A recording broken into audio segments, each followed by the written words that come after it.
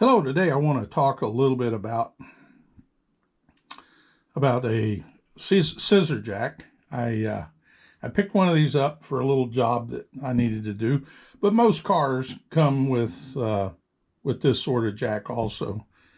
They're kind of a pain in the neck, and I found something online that works pretty good, and I wanted to demonstrate it and show you how to improve or make this a scissor jack a little bit easier to use. If you find this information interesting, please like and subscribe. All right, let me get into it. So with a scissor jack, basically it moves up and down through a screw that turns, and you can see here how it does it. However, once you have a little bit of weight on it, of course you can't turn it with your hand.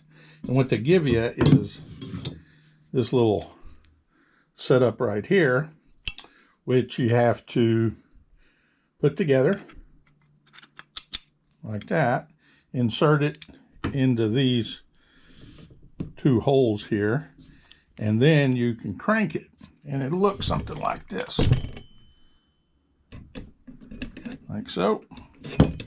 And just like you see right there, makes it very easy to slip out. It wants to spin, and it'll do this on pavement too.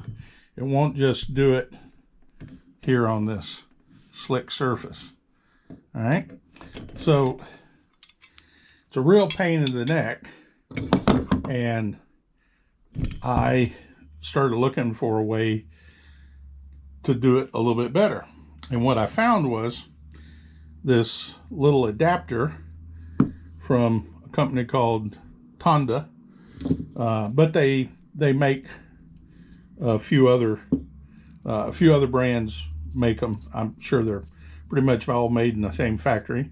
Found it on Amazon, and basically it consists of the adapter, a bolt, a couple of washers and a lock washer and a nut, and then a impact driver, 1/2 inch. And the way this works is here you have where it slides in, and there's holes in this and there's holes here, and you line it up, insert your, oops, gotta put a washer on it.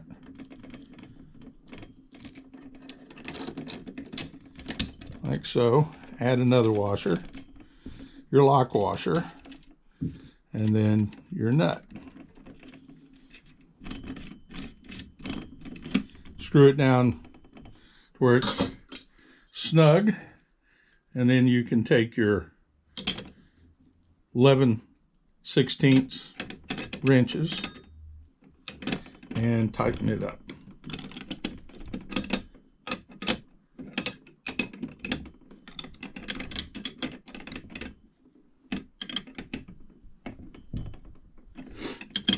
And you don't want to over tighten it, because you want to be able to access your adapter.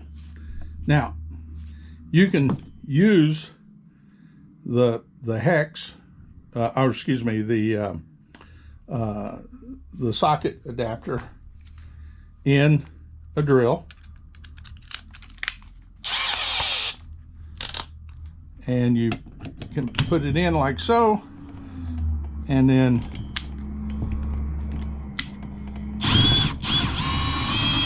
jack it up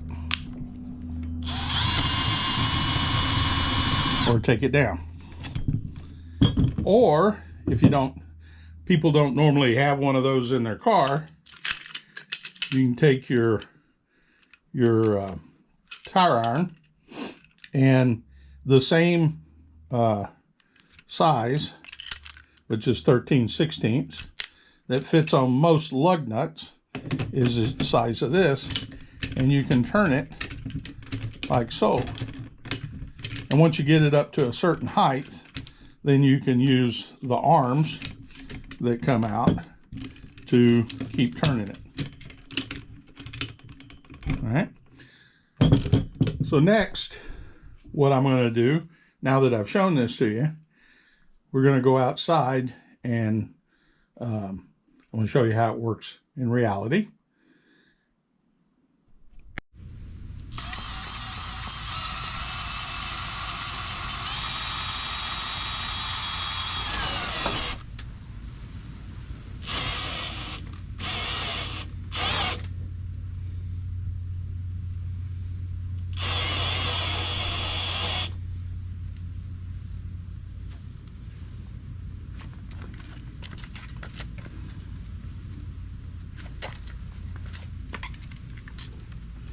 And then to let it down.